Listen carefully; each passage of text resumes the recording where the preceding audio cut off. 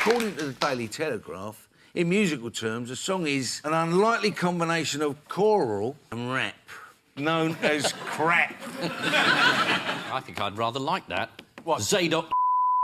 Really good.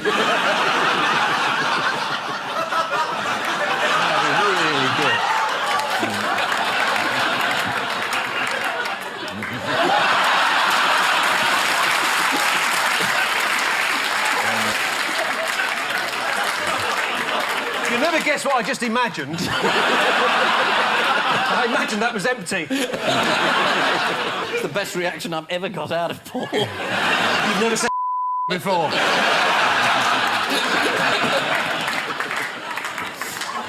Oh, well, that's guaranteed that to be in, otherwise you won't explain this to anybody. Oh, dear.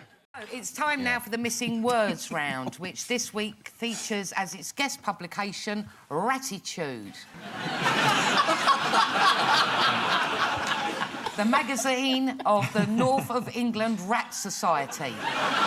For northerners who don't find pigeons dirty enough. And we start with, Putin is what, says author? Great bloke and I want to live. Yeah. Is it gay? The answer is latently gay, says author. A new biography of Vladimir Putin speculates that he might be latently gay. The biographer is not the first to make this claim. The idea that President Putin is latently has been put forward by a number of recently deceased psychologists.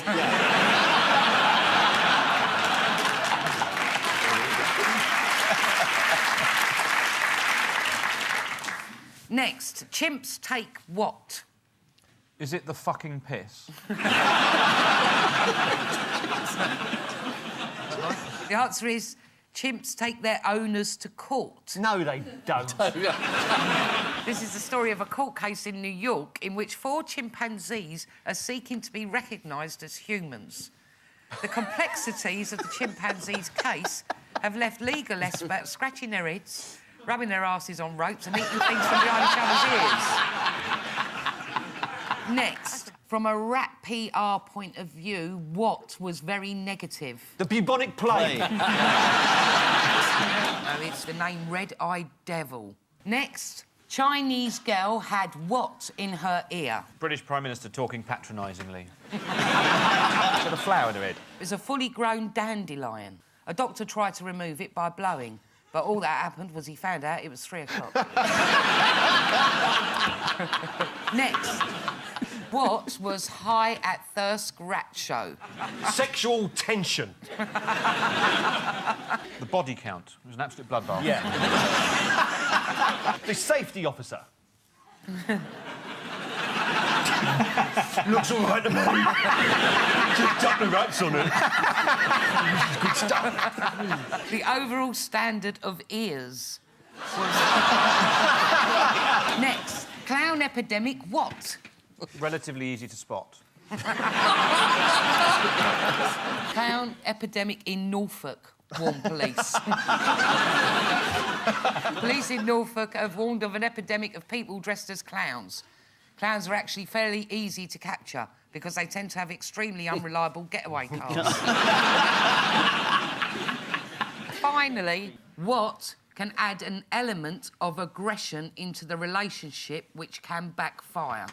Drunken fighting amongst priests. You bastard! You can't have a wedding. It's shouting at a rat. What? The last time I had a rat backfire was when I stuck a firework up it.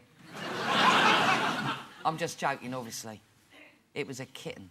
Let's talk about the Lincoln MP, Cole McCartney. Cole McCartney? Why? I never thought I'd hear that name again. 5 years ago in Cairo, me and him had this secret affair. We kissed each other on the balcony. Oh, no, I better not say any of this. I have no idea who he is. He may cost us £15,000. Do you know why? Because I've just libelled him. I didn't kiss him on the balcony. didn't push it. No. 15,000, that's not going to cover the lawyer reading the letter. I bow to your superior experience.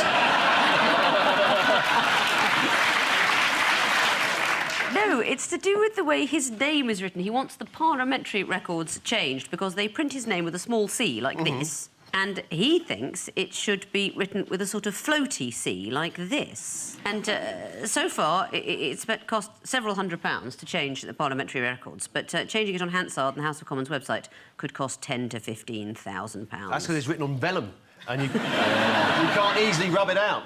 But that's absolutely ridiculous. Not on his wanting his name spelt properly, most people do, but that it should cost that sort of money to make a tiny little change on a computer system where even I don't hold myself up as a great expert in this field, knows that you can change fonts on machines quite easily. Most of us want our name spelt correctly, don't we? It's a reasonable ambition in life. May I just say... Achievable for most of us. I find you extremely attractive.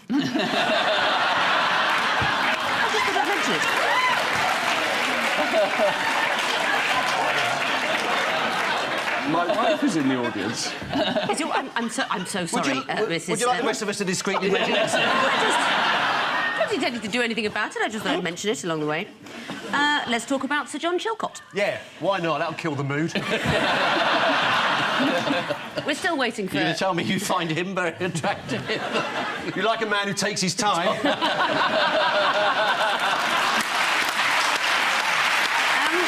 Let's take a listen to the next history noise. Next history noise.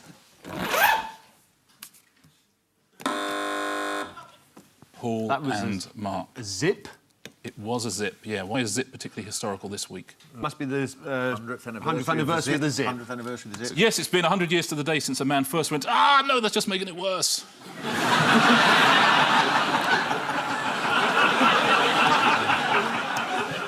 Yeah, I'll tell you what, if cats don't like being stroked, they should try that. The zip appears in the top 5 of the list of 100 greatest inventions of all time. Can you tell me what else might appear in that top 5? Fire. There's a moth in the studio. Moths. A moth. Fire. Fire's got to be one of the top inventions, isn't it? No. I think fire was a discovery more than an invention. Oh. That moth is very, very excited. Someone's got something very old out the wardrobe. I think it's that gentleman's jumper. It shows you how interesting this programme is. Everybody's focus is now on that moth. So, yeah, the fire. Yeah, fire. So fire's a discovery. Let's take a look at the top 5. They are in order. The corkscrew, or bottle opener. Yes. The optical lens, the zip fastener, the cigarette lighter... Fire! Portable fire, I should have said. What about the moth zapper? Really do with one now. I told you to wait in the van.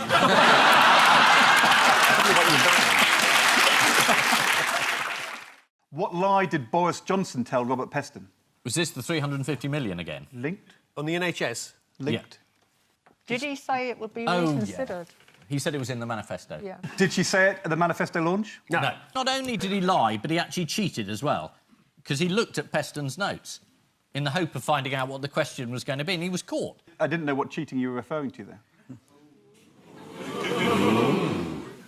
You've suddenly adopted the character of a northern housewife. Oh! Have you heard about... Well, it's no surprise to me.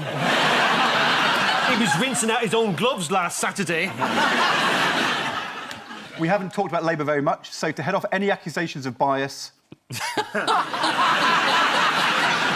Are you leaving now to be replaced?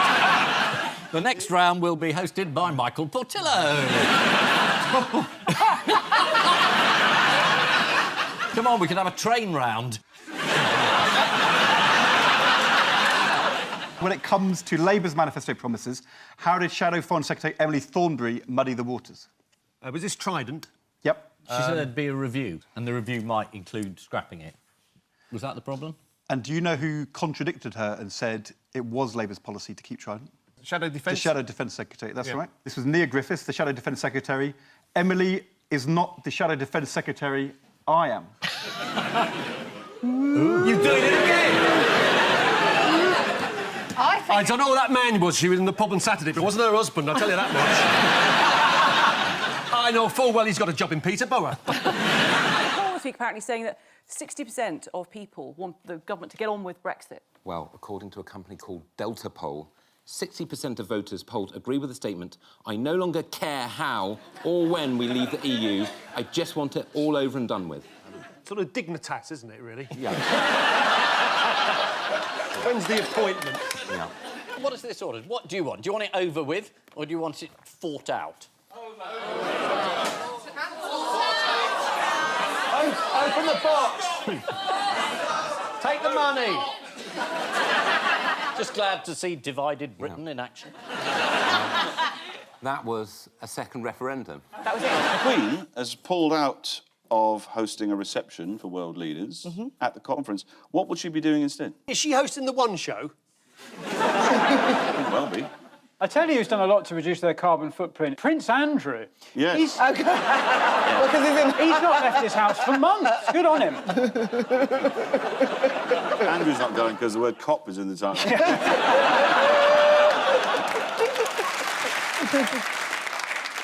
The Queen actually has been told to rest. But why is she so knackered?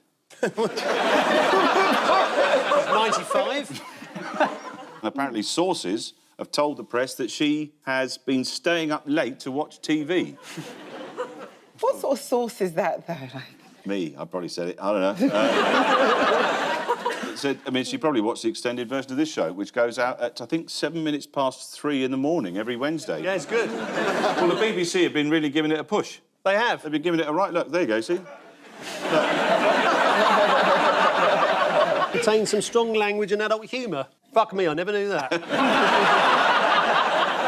Is that Rue Paul Merton? Yeah.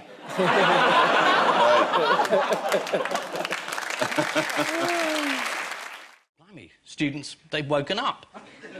They've been told that the teaching budget's been cut, they're going to have to pay 3 times as much and pay it back for the rest of their lives, and they're thinking, I'm not sure I approve of that. A student was interviewed and said, and I quote, "There's no jobs out there, and now they're asking us to pay £9 grand a year, which if you do 3 years, that's like 21 grand.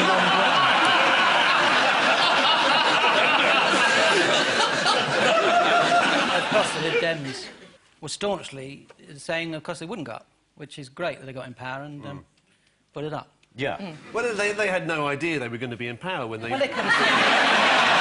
when they made these promises. Nick Clegg keeps saying it's the right government for the right time, which I think is such a seedy way to sort of dignify opportunism. You know, he would have made a pact with the Klingons if it meant a sniff of power. I don't know, I think the Klingon manifesto was pretty good. No. I'm going to disagree here, because the Klingons have shown in the past that they're hell-bent on world domination, so I'm glad the Liberal Democrats are in there with them. And the Klingons always get the Lib Dems to make the policy announcements. Absolutely. They're going to blow up a whole planet. They say, oh, get the Lib Dem to announce it. The Lib Dem party in this arrangement is the equivalent of the guy you see on Star Trek walking around the planet who you've never seen before, is the first one to get killed. That's the Liberal Democrats in this arrangement. But how does Nick Clegg look at himself in the mirror in the mornings? Just looks at David Cameron and sees the same thing. In other mistake news, why have Google been suffering from rogue anuses? Oh, yes. Yes. Yes. This is... there's a... Yes. Yeah. There's a computer program which misreads old print, so arms comes out as anus, so farewell to anus. I drape my anus across her shoulder in a comforting manner. This is what's happening. This is what's happening. They sound as if I'm making it up, but I'm not, am I, David? You're not making it up. No. The scanning technology they use to turn books into e-books can't differentiate between arms and anus in certain typefaces. Yeah. Here's a quote from John Mackay Wilson's Tales of the Borders. Poor Janet shuddered at the words which she heard him utter, for with strange and wicked oaths he vowed vengeance on the individual who'd persecuted him, and she flung her anus around his neck and kissed his forehead. From Georgina Bragg's Matisse on the Loose, she grabbed my anus and positioned my body in the direction of the East Gallery, and we started walking.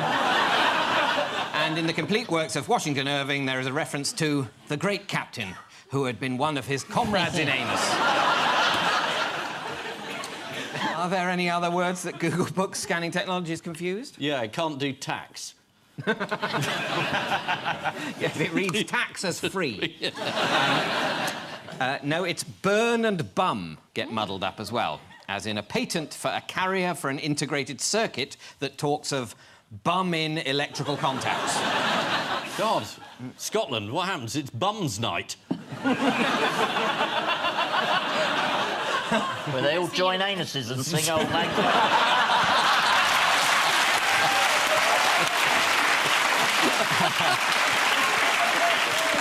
Jeremy, what's his name, came to see one of my shows in Edinburgh a couple of years ago. I remember my audience wouldn't deliberately mislead anybody. So I'm quite willing to believe everything he says. So that's you and David Cameron? Yes. If the Prime Minister thinks he's OK, that's good enough for me. I'm quite naive about these things.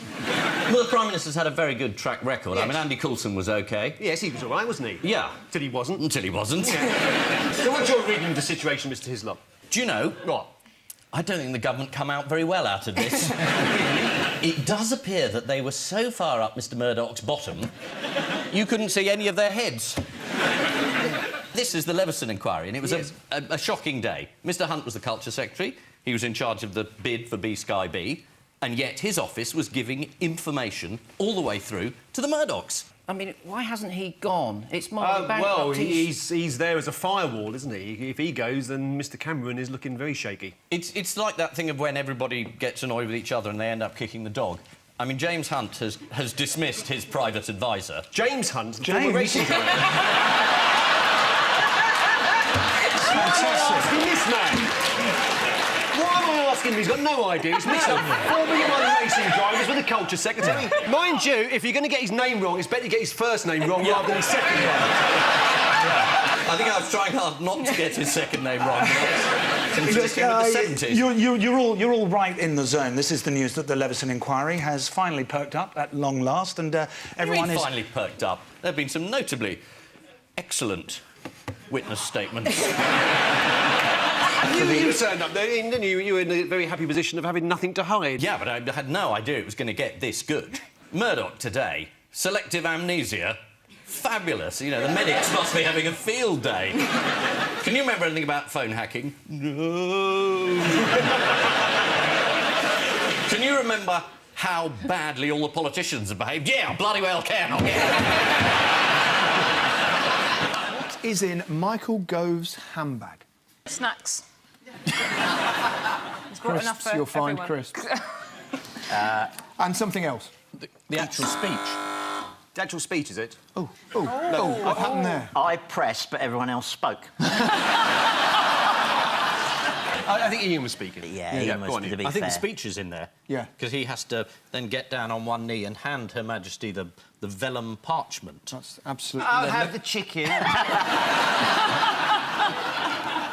Original sprouts.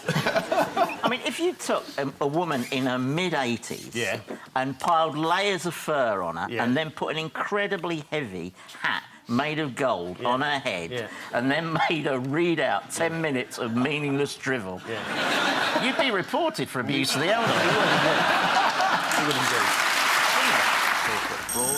you? This is the most powerful number, 7. Is that right? They did a survey. I must have read this somewhere. They have. They've done a survey, and 7 is the world's favourite number. Ah, favourite number. Yes. Alex Bellos asked 44,000 people to submit their favourite number, and 7 proved the most popular. He describes it as the loner, the outsider, the Nigel Farage of the number 1.